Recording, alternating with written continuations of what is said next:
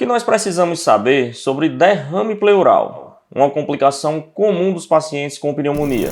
Em primeiro lugar, nós temos que entender o que são as pleuras. Os nossos pulmões, direito e esquerdo, são revestidos por capas que, cientificamente, nós denominamos de pleuras. Essas pleuras, elas são responsáveis pela produção de um líquido. Então, diariamente, de forma fisiológica, ou seja, de forma normal, nós produzimos esse líquido que facilita o processo da respiração, o deslizamento do pulmão lá dentro do tórax, da cavidade torácica. Se por algum motivo, alguma doença leva ao acúmulo desse líquido, seja por um aumento da produção ou uma dificuldade na reabsorção, nós temos o que nós chamamos de derrame pleural propriamente dito.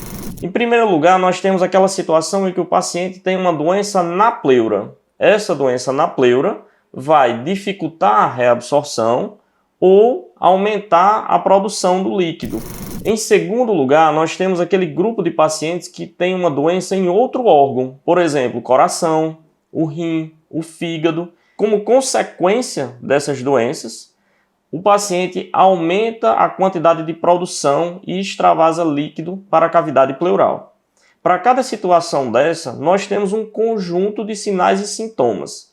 Mas de uma forma geral, todo paciente com derrame pleural ele vai apresentar sintomas iniciais mais genéricos. Por exemplo, uma falta de ar, uma dor no peito, uma dor torácica quando respira. Outros sintomas como febre, o paciente pode apresentar, por exemplo, no caso de um paciente com pneumonia e derrame pleural. Ele pode apresentar perda de peso, principalmente naqueles casos em que o derrame pleural está associado a um paciente com câncer, seja um câncer que nasceu na pleura, primário de pleura, ou um câncer metastático, que é de outro órgão e que agora está acometendo a pleura. Esses pacientes, normalmente, eles chegam no pronto-socorro com algum desses sintomas, principalmente falta de ar e dor torácica. Por algum motivo, o médico acha por bem realizar um raio-x de tórax, que normalmente é o primeiro exame de imagem que nós utilizamos, e identifica a partir do raio-x a presença de líquido na cavidade pleural. Essa é normalmente a história do paciente com derrame pleural. Ele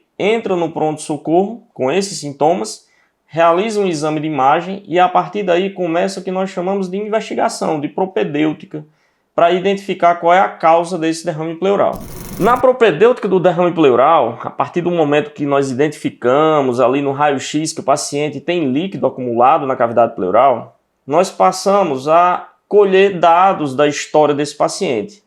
Será que é um paciente que tem história de tabagismo, é idoso, tem história de câncer de pulmão já diagnosticado? Isso vai falar a favor de um derrame pleural por causa neoplásica, ou seja, devido ao câncer de pulmão que ele já tem.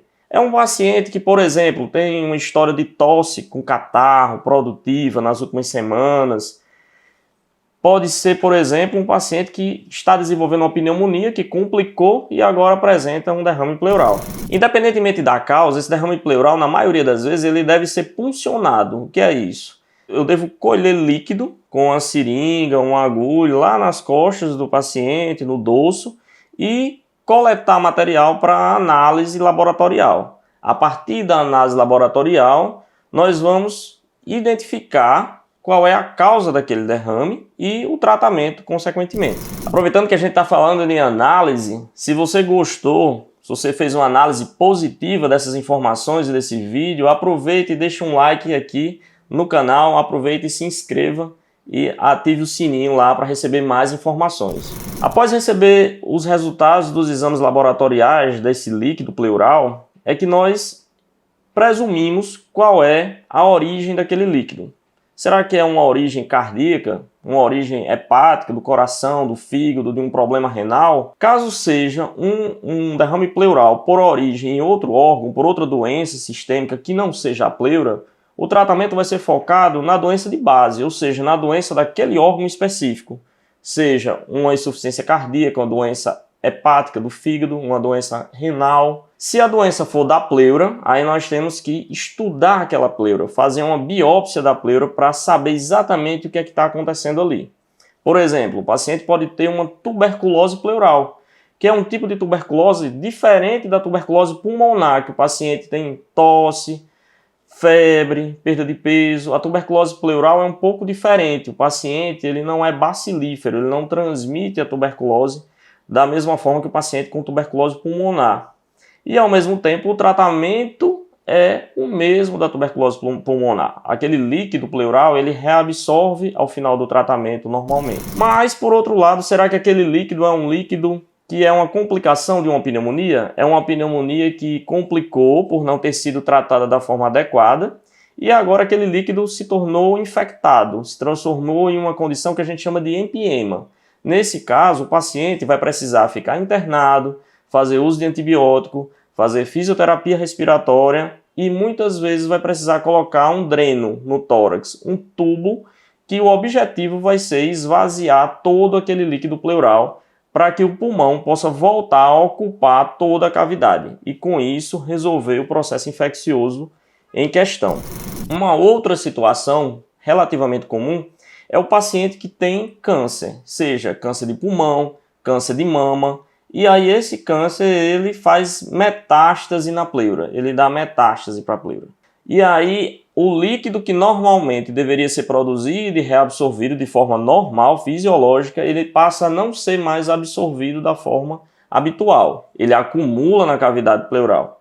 Nesse caso, se o paciente não tem diagnóstico ainda de neoplasia, de câncer, aquela pleura ela vai precisar ser muitas vezes biopsiada para se chegar nesse diagnóstico. E em algumas situações, quando o derrame recidivar, ou seja, ele voltar, mesmo após eu esvaziar com essa drenagem, o paciente tem indicação de fazer uma colagem das pleuras para que ele não volte, que a gente chama tecnicamente de pleurodese. Então, todas essas situações fazem parte do emaranhado, das possibilidades de derrame pleural que nós encontramos aí no dia a dia. Se você conhece alguém que tenha derrame pleural, achou interessante essas informações, achou que pode contribuir, se inscreva no canal, deixe algum comentário, alguma dúvida que nós estamos aqui para ajudá-los.